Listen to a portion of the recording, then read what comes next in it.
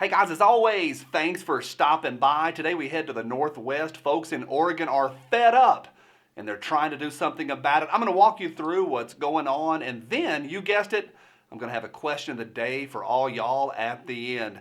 Hey, at any point, if you feel that I've earned it, do you mind giving me a thumbs up? I got a bunch of poot tooties in the last week giving me a hard time for being an American. So that thumbs up is appreciated. So in a lot of places, kind of sort of everywhere, progressives and liberals and socialists and communists and gun grabbers and steppers and leftists, they just can't be happy. They got to push and do their best to ruin a great country.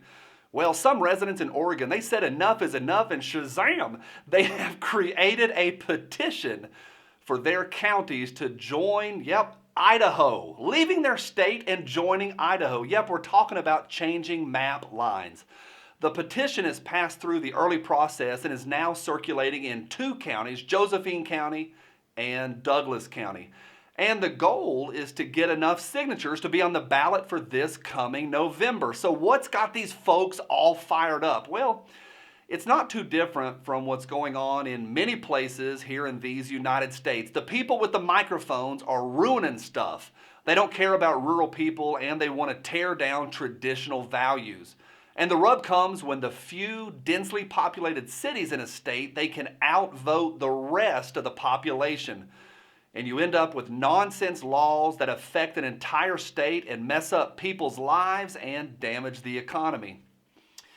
So in Oregon, there's a lot going on that has residents frustrated.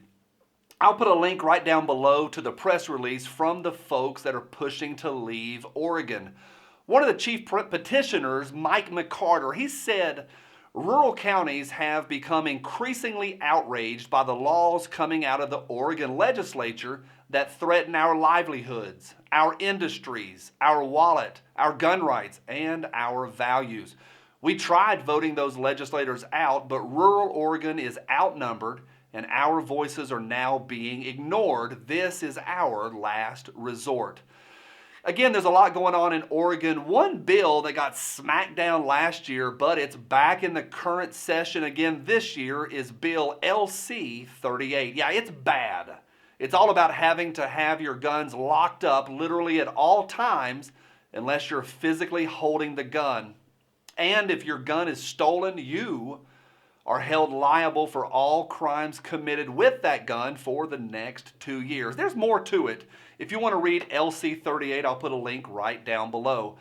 Now, the Oregon Secession movement, it's part of a larger campaign to create a new state called Greater Idaho. It would encompass Idaho and parts of Oregon as well as a bunch of Northern California. And it wouldn't just give freedom back to the rural folks.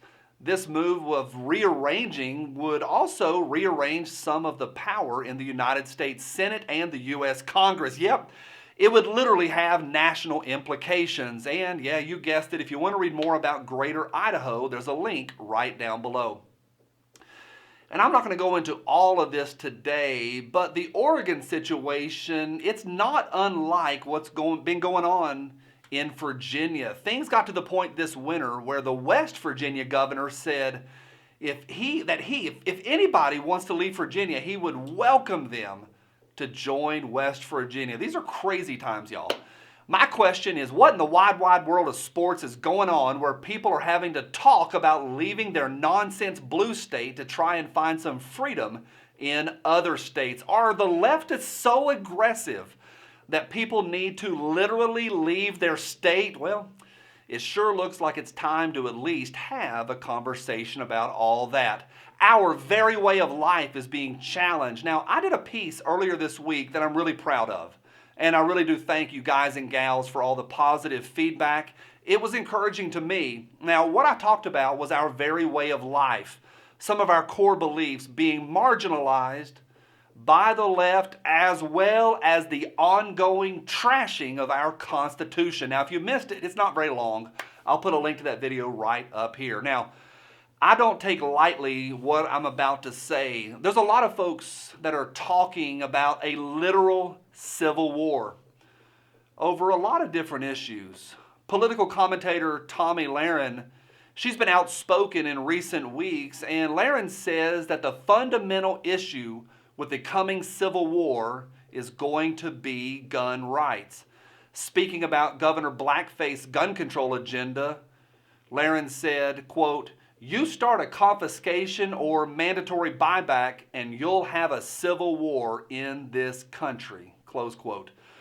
Let me say something for the record, and I don't say this part lightly either. They. And who is this they, the great they?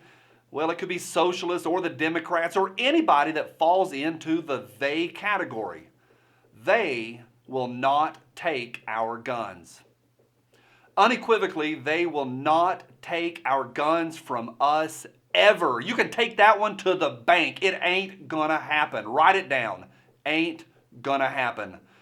Now, the left loves to laugh at us deplorables clinging to our guns and our Bibles. And they love to laugh at some Bubba saying, "Well, you can pry it from my cold, dead hands."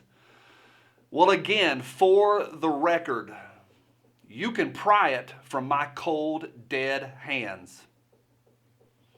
Now, that's how I see it. What do you think? Are we being pushed to the point that something is coming? Are you okay with a rearrangement of the states? Now, where are you in all of this?